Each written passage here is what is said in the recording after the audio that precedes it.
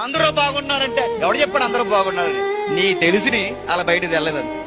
మరి బిల్గేట్స్ బాగున్నాడు కదంటే బిల్గేట్స్ బాగున్నాడని ఎవడన్నాడు? అంబానీ బాగున్నాడని ఎవడన్నాడు? పైకి సూటేస్తే బాగున్నట్టే. డబ్బులు ఉన్నవారు బాగున్నారండి. వాళ్ళ జీవితాల్లో ఏముందని బాగుపడ్డారంటే ఏముందని బాగుపడ్డ డబ్బే ఉంది, మనశ్శాంతి లేదా? జీవితంలో చూడండి, ఒకడికేమో డబ్బులున్నా సుఖం లేదు, ఇంకొకడికి డబ్బులు లేక ఆడికి తృప్తి లేదు. ఈ రెండు ఎందుకు జరుగుతున్నాయి?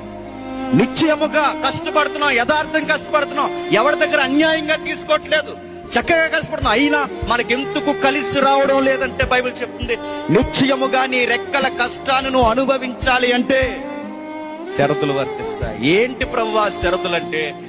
యెహోవా యందలి భయము భక్తి, ఆయన త్రోవల యందు నడిస్తే నిశ్చయముగా నీ రెక్కల కష్టాన్ని అనుభవిస్తాయి.